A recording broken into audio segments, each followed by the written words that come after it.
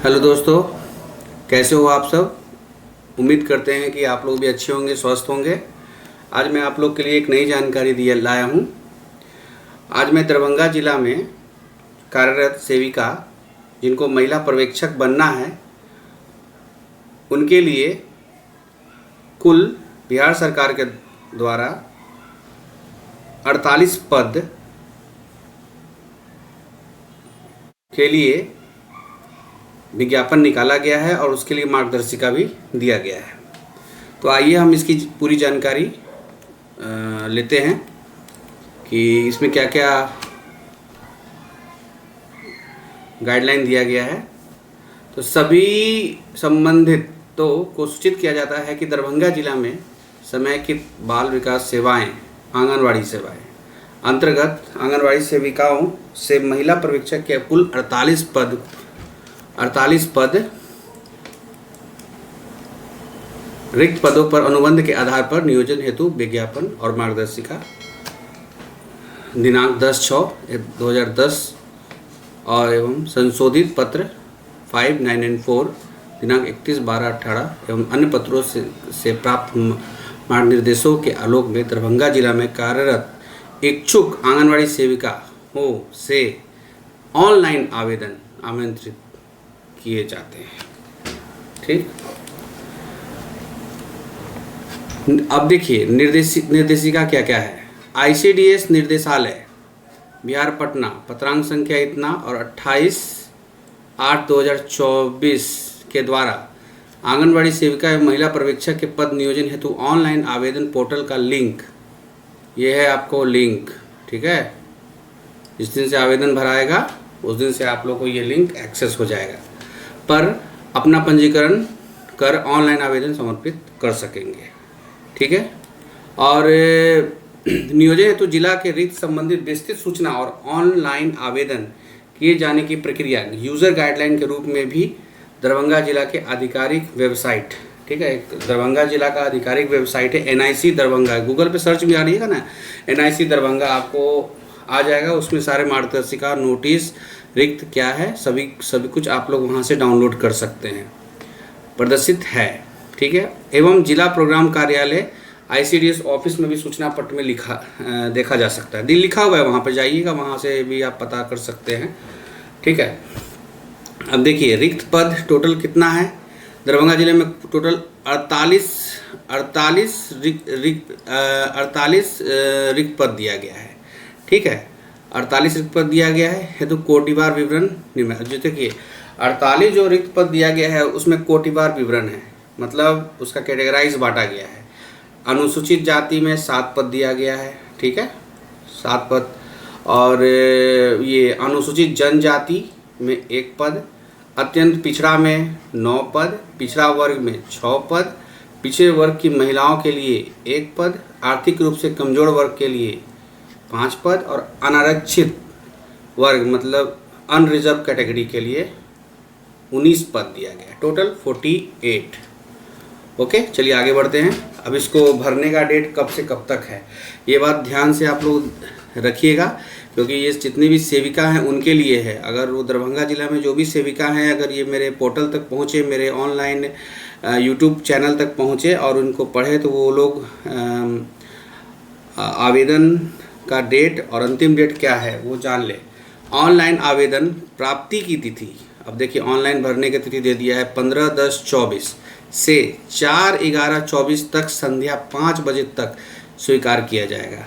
आप एक चीज़ ध्यान रखिएगा कि जिस दिन से फॉर्म अप्लाई होगा उस दिन से आप लोग अप्लाई कर दीजिएगा, और लास्ट डेट जो होगा उस लास्ट डेट से एक दिन पहले लगभग सभी लोग अप्लाई कर दें, क्योंकि हो सके तो साइट जो है ना वो ब्रेक डाउन हो सकता है, लेकिन यहाँ पे संख्या लिमिटेड है इसलिए नहीं भी होगा। और संध्या 5 बजे तक आपका फॉर्म स्वीकार किया जाएगा। ठीक है, ऑनलाइन आवेदन दे दीजिएगा। ठीक है, अब आवेदन पूर्णतः भरे हुए ऑनलाइन आवेदन, अब देखिए जो भी आवेदन भरिएगा ना तो उसका एक प्रिंट आउट निकाल लीजिएगा, उसकी एक प्रति सभी आवश्यक प्रमाण पत्रों के साथ निम्नलिखित डाक से जिला प्रोग्राम पदाधिकारी ICDS समन्वयालय दरभंगा पिन कोड 846001। अब देखिए जो भी आप ऑनलाइन आवेदन भरिएगा ना तो वो आवेदन को का एक प्रिंट आउट निकाल लीजिएगा और एक इन्वॉल्व में जो जिला प्रोग्राम पदाधिकारी ICDS समाहरणालय दरभंगा पिन कोड 84600 के पते पर अनिवार्य रूप से प्राप्त होने चाहिए। मतलब क्या आप ऑनलाइन आवेदन भी कर रहे हैं और आपसे उसके पता पर आपसे मांग भी रहा है, या रजिस्ट्री या स्पीड पोस्ट, ये दोनों में से कोई एक साधन को आप उपयोग करिएगा तो आपका बेटर रहेगा। याद रखिएगा इसका मतलब फॉर्म आपको 15/10/24 से भरना शुरू कर देना है, अन्यथा फिर देखिए इन्वॉल्व भी भेजना है। लिफाफे के ऊपर बाईं ओर आंगनवाड़ी सेविका से महिला पर्यवेक्षक पद हेतु आवेदन लिखना आवश्यक है। अब ये लिफाफा में है ना, बाएं साइड में आप वहाँ पे महिला पर्यवेक्षक पद, ठीक है, जरूर लिख दीजिएगा। ठीक है, आवेदन महिला पर्यवेक्षक पद हेतु आवेदन ऊपर में लिख दीजिएगा बाईं ओर में। ठीक है, आवेदन हाथों हाथ स्वीकार नहीं किया। देखिए अब इसमें रिस्ट्रिक्शन भी लगा रहा है कि आवेदन जो है ना वो हाथों हाथ स्वीकार नहीं होगा, ध्यान रखिएगा। बिना ऑनलाइन आवेदन अथवा निर्धारित समय सीमा के बाद प्राप्त आवेदन विचारणीय योग्य नहीं है। मतलब समझें, जो आपका लास्ट डेट दिया गया है क्या है, 4/11/24 के संध्या 5 बजे, उसके बाद कोई भी आवेदन स्वीकार नहीं किया जाएगा। आवेदन की एक प्रति, आवेदन जो होगा जो आप प्रिंट, उसकी एक प्रति आप अपने पास सुरक्षित रखें। देखिए ये गाइडलाइन दे दिया है। साथ ही अंडरटेकिंग, ये एक सत्यापन की प्रक्रिया है, देना अनिवार्य, जो हम लोग आगे देखेंगे, देना अनिवार्य होगा कि वे नियमित नियुक्ति का दावा नहीं कर सकते। मतलब जितनी भी सेविका जो महिला पर्यवेक्षक बनेगी वो लोग नियमित नियुक्ति का दावा नहीं कर सकती। निबंधन डाक विज्ञापन की तिथि, निबंधित डाक विज्ञापन की तिथि अगले दिन से 21 दिन के अंदर जिला प्रोग्राम पदाधिकारी ICDS दरभंगा को कार्यालय अवधि में प्राप्त हो जाने चाहिए। मतलब समझ रहे हैं, जो उसका तिथि है, जो जैसे 15 तारीख का जो डेट दिया गया है वहाँ से आप अप्लाई कीजिएगा और 21 दिन के अंदर पहुँच जाना चाहिए। ठीक है, बाद में प्राप्त आवेदन पर विचार नहीं किया जाएगा, ये ऑलरेडी लिख दिया। अब देखिए जितने भी डॉक्यूमेंट होगा जिसकी छाया प्रति आप निकालोगे उसको सबको 100 अभिप्रमाणित होगा। क्यों मांग रहा है, आप ऑनलाइन एप्लीकेशन में अभिप्रमाणित तो नहीं कर पाओगे, इसलिए जब उसके प्रिंट आउट लोगे तो उसमें आपका खुद का सिग्नेचर चाहिए। ध्यान रखिएगा, फ़ोटो भी अगर उसमें होगा ऑप्शन में, फॉर्मेट जो हम आगे देखेंगे उस पर भी आपका सिग्नेचर चाहिए। ठीक है, अब देखिए क्या क्या उसमें क्वालिफिकेशन मांग रहा है।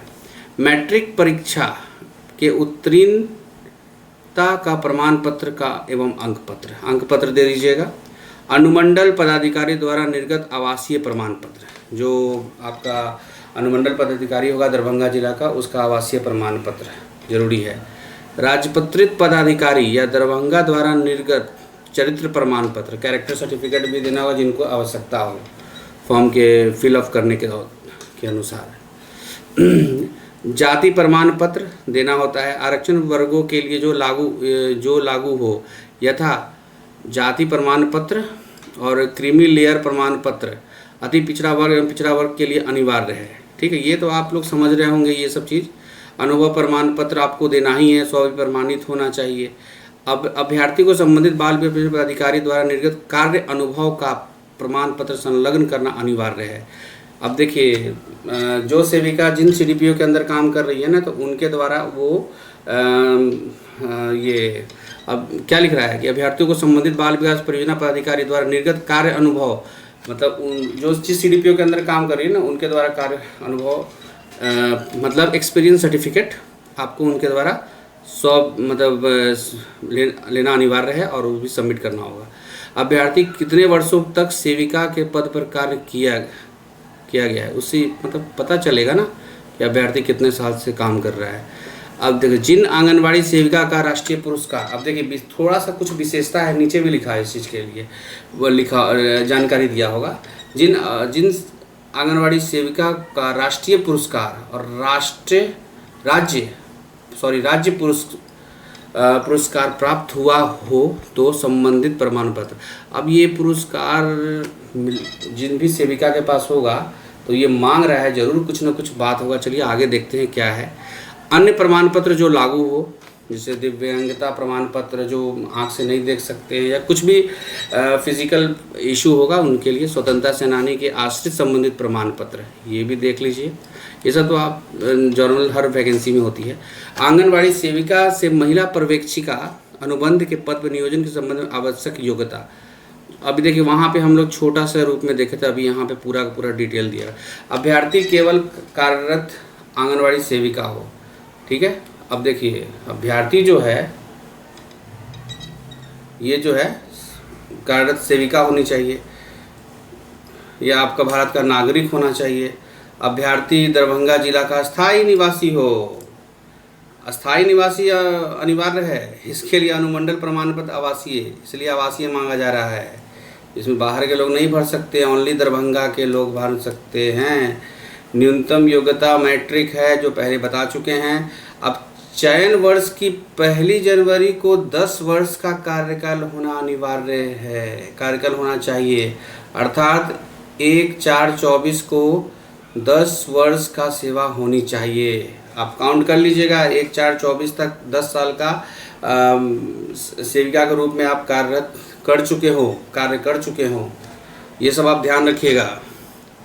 उम्र सीमा, ठीक है। अब उम्र सीमा भी दिया गया है विज्ञापन 24 को 1 जनवरी को न्यूनतम उम्र सीमा 21 है और अधिकतम उम्र सीमा 45 होनी चाहिए। ये तो हो जाएगा, और इसमें आपको एज रिलैक्सेशन भी मिल ही रहा है। चलिए ठीक है। अब अभ्यर्थी को इस आशय का अंडरटेकिंग देना अनिवार्य होगा कि वे नियमित नियुक्ति का दावा नहीं कर सकते हैं। मतलब लिख कर दे दीजिएगा कि आप नियमित नियुक्ति का दावा नहीं कर सकते। उसके लिए ज़रूर वहाँ फॉर्म फिलअप होगा सब पर, इसके लिए आपको पहले ही से बता दिया गया है। वांछित सूचना है, कुछ जानकारियाँ ध्यान रखें। शिक्षा विभाग द्वारा मान्यता प्राप्त डिग्री को, अब देखिए जितने भी डॉक्यूमेंट आप जो दीजिएगा ना, उसकी सत्यापन के लिए ये सब पहले से आपको जानकारी दे रहा है कि आप कुछ गलत न डालें। शिक्षा विभाग द्वारा मान्यता प्राप्त डिग्री को ही मान्यता दी जाएगी। बहुत लोग आजकल शिक्षक बहाली में गलत सर्टिफिकेट सब दे दिए हैं, अब जांच में वो लोग पकड़ा रहे हैं। तो इसी तरह से आप लोग गलती ऐसा नहीं कीजिएगा। आप लोग जो भी प्रमाण पत्र है वो लीगल प्रमाण पत्र सब डालिएगा। आवेदन प्राप्त करने की अंतिम तिथि तक ही प्राप्त शैक्षणिक योग्यता प्रमाण पत्र मान्य होगा, ठीक है। आंगनवाड़ी सेविका के रूप में कार्य करते हुए उच्चतर डिग्री प्राप्त करने हेतु विधिक अनुमति प्राप्त की गई है तो आवेदिका को अनुमति प्राप्त करने का पत्र संलग्न करना होगा, तभी उनके उच्चतर डिग्री का अंक जोड़ने का विचार किया जाएगा।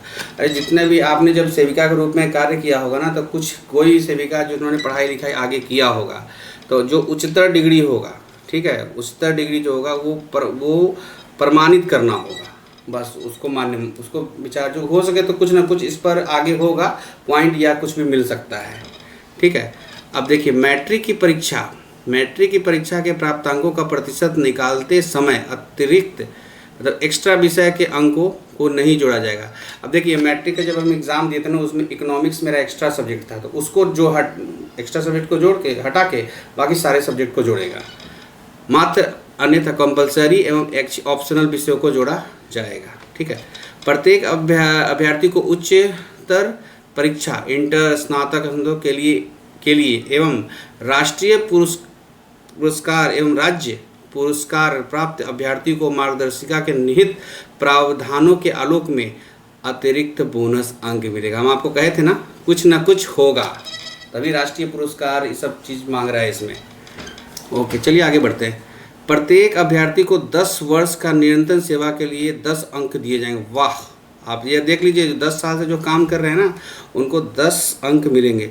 उसके पश्चात सेवा में प्रत्येक अनुवर्ती पूर्व वर्ष के लिए 1 अंक।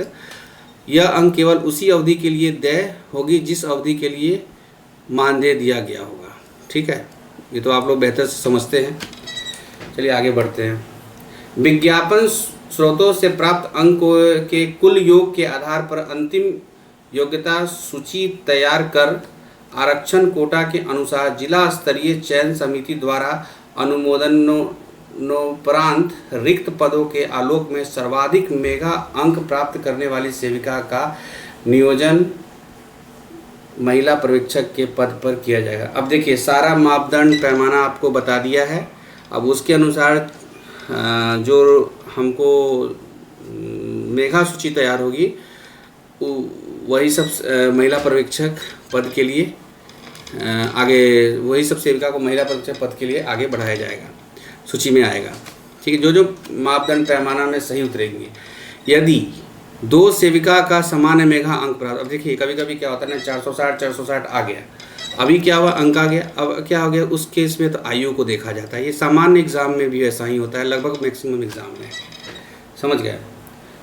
अनियमितता के आरोप में चयन मुक्त आंगनवाड़ी सेविका महिला पर्यवेक्षक के पद पर नियोजन हेतु अयोग्य होंगे। अब देखिए कभी अनियमितता भी होती है, ठीक है, अनियमितता के आरोप में चयन मुक्त आंगनवाड़ी सेविका, वह सब सेविका नहीं भर सकती है, ठीक है, वो लोग अयोग्य हो जाएगी महिला पर्यवेक्षक पद के लिए, समझ रहे हैं। बहुत लोग CDPO लोग एक्शन लेती है कि आप अपने सेंटर नहीं जाते हैं तो उसके लिए CDPO लेटर निकालती है, स्पष्टीकरण मांगती है, ध्यान रहे।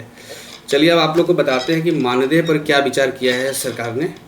उप सचिव समाज कल्याण विभाग, बिहार की अधिसूचना संख्या इतना और 5543/4/10/23 के आलोक के में अनुबंध पर महिला पर्यवेक्षक का नियत मानदेय और पारिश्रमिक 25,000 प्रति माह निर्धारित है।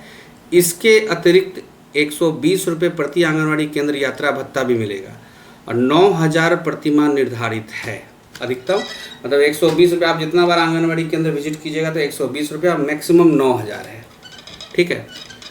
अंतिम रूप से चयनित अभ्यर्थियों को सिविल सर्जन द्वारा निर्गत स्वास्थ्य प्रमाण पत्र अनिवार्य है, तो सबको देना पड़ता है भाई, सरकारी नौकरी में सबको देना पड़ता है। विज्ञापन एवं सेवा शर्तों से संबंधित सभी अधिकार जिला पदाधिकारी दरभंगा के अधीन है।